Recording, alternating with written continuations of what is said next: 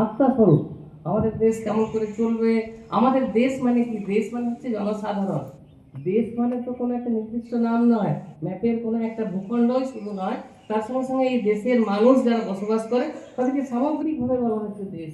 এই দেশের মানুষ এবং দেশের সংগঠিত রূপ যে সরকার শাসন ব্যবস্থা, সেটা কিভাবে পরিচালিত হবে সেটাই হচ্ছে লেখা আছে আমাদের এই সংবিধানে। আমরা দেখেছি আজকে হচ্ছে ৭৭তম গণতন্ত্র দিবস বা প্রজাতন্ত্র দিবস। আমরা দেখেছি আমাদের এই ৭৬ বছরের যে ইতিহাস, সেই ইতিহাসে অনেকবার আমাদের দেশ ভুল পথে পরিচালিত হওয়ার চেষ্টা করেছে আমাদের যারা সরকার আছে, কিন্তু সঙ্গে সঙ্গে তাদের সামনে বাধা হয়ে এসে দাঁড়িয়েছে আমাদের সংবিধান। সংবিধান এবং তার সঙ্গে সঙ্গে সুপ্রিম কোর্ট আমাদেরকে সঠিক পথ দেখিয়েছে যে না, আমাদের সংবিধানে এই কথাগুলোই বলা আছে, তোমাকে এই পথেই চলতে হবে। সংবিধান হচ্ছে আমাদের সেফগার্ড, আমাদের নিরাপত্তার জন্য এক অতন্দ্র প্রহরীর মতো। আজকের এই যে দিন, সেই দিন ২৬শে জানুয়ারি, এটা সম্পর্কে আমরা জানলাম যে ১৯৩০ সালে যে লাহোর কংগ্রেস হয়েছিল, সেখানে যে কংগ্রেসের যে রেজলিউশন হয়েছিল, সেখানে ভারতের পূর্ণ স্বরাজের জন্য ডিমান্ড করা হয়। এর আগে পর্যন্ত কমপ্লিট ইন্ডিপেন্ডেন্সের জন্য ডিমান্ড করা হয়নি। তার আগে ডমিনিয়ন স্ট্যাটাসের জন্য আবেদন করা হতো। ডমিনিয়ন স্ট্যাটাস মানে হচ্ছে ইংরেজদের রাজার অধীনে একটা স্বতন্ত্র নিজস্ব শাসন ব্যবস্থা। কিন্তু ১৯৩০ সালের পরে ঘোষণা করা হলো না, আমরা একটা স্বাধীন দেশ হিসেবে আমরা ডিমান্ড জানাচ্ছি, আমাদেরকে দেশটাকে স্বাধীনতা দেওয়া হোক। এবং তারপরে ১৯৩০ সালের পরে প্রত্যেকটা বছর, সেই দিনই শুধু নয়, প্রত্যেক বছর ২৬শে জানুয়ারিকে কল্পিত স্বাধীনতা দিবস হিসেবে পালন করে আসা হয়েছে ১৯৪৭ সাল পর্যন্ত। সুতরাং এটা একটা গুরুত্বপূর্ণ দিন ছিল। সবাইকারই ইচ্ছা ছিল যাতে এই দিনটাতেই স্বাধীনতা দিবস হয়, কিন্তু যেভাবেই হোক দিনটা ১৫ই আগস্ট ঘোষণা করা হয় এবং সবাই চাইছিল যত তাড়াতাড়ি আমরা স্বাধীনতা পেয়ে যাই।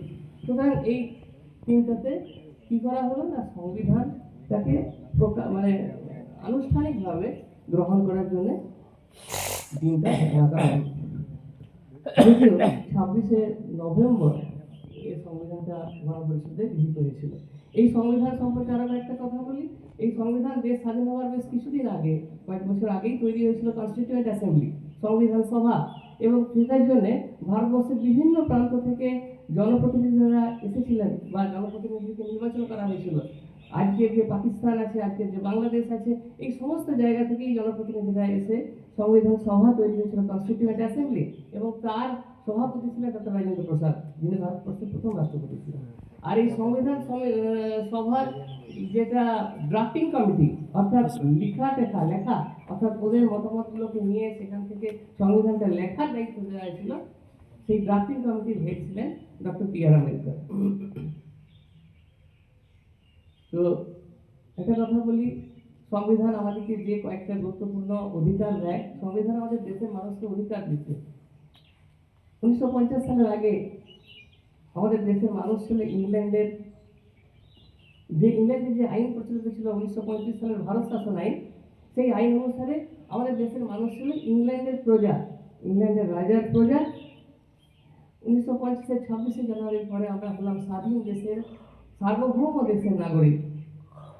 এই ব্যাপক একটা পরিবর্তন এলো এবং আমরা স্বাধীনভাবে নিজেদের চিন্তা ভাবনা করা, নিজেদের কাজকর্ম করার অধিকার পেলাম।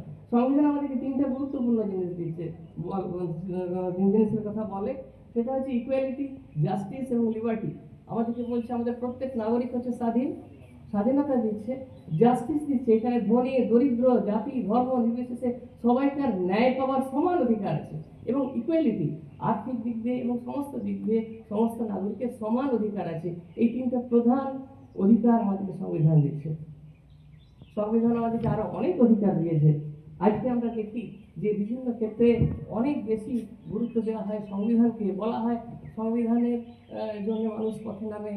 অনেক গোষ্ঠী আছে যাদের বক্তব্য সংবিধানই আমাদেরকে সঠিক অধিকার দিয়েছে। আমাদেরও তাই সেই অধিকারকে রক্ষা করার দায়িত্ব নিতে হবে। এখন যে কথা বলতে চাইছিলাম সেটা হচ্ছে সংবিধান আমাদেরকে দায়িত্ব দিয়েছে, অধিকার দিয়েছে, সেরকম আমাদেরও কিছু কর্তব্য বোধ আছে। আমরা সাধারণ মানুষ, আমরা যারা আজ আগামী দিনের ভবিষ্যতের নাগরিক, আমাদেরকেও সেটা মনে রাখতে হবে।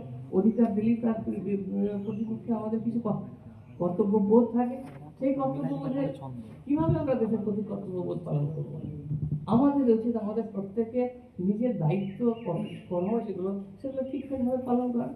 আমি যখন ছাত্র, তখন ছাত্র হিসেবে আমার দায়িত্ব হচ্ছে ভালোভাবে পড়াশোনা করা। আমি যখন একজন দেশের কিছু কাজ করছি, একজন পরিপূর্ণ মানুষ, তখন আমার কর্তব্য কি? আমার নিজের কাজটা ঠিকঠাকভাবে করা। আমি যদি চাষি হই, আমার চাষটাকে ভালোভাবে করতে হবে।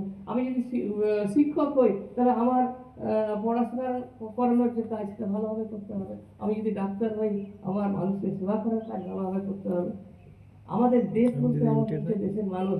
সুতরাং দেশের মানুষকে যদি ঠিকঠাকভাবে সেবা করতে পারি আমরা, এবং সেটা করতে পারবো আমার নিজের কর্তব্য ঠিকঠাকভাবে পালনের মধ্যে দিয়ে, তাহলেই আমরা আমার কর্তব্যকে পালন করতে পারবো। সুতরাং আমরা আমাদের যে একই সঙ্গে যেরকম আমাদের অধিকার আমরা পাচ্ছি, আমাদের কর্তব্যটাও পালন করতে হবে। যাই হোক, আজকের অনুষ্ঠান কিন্তু খুব সুন্দর হয়েছে। প্রথমত যে গানগুলো, অন্যান্য অনুষ্ঠান তো বটেই, তার সঙ্গে সঙ্গে যে গানগুলো আমাদের মাস্টারমশাইরা বা আমাদের ছাত্ররা গাইল, তার গানের যে অর্থ, সেই অর্থ অত্যন্ত সুন্দর, এবং তার মধ্য দিয়ে আমরা দেশমাতৃকার প্রতি আমাদের শ্রদ্ধা জানিয়েছি। যাই হোক, সবাইকে আমার অভিনন্দন এবং শুভেচ্ছা জানিয়ে আমরা বক্তব্য শেষ করছি।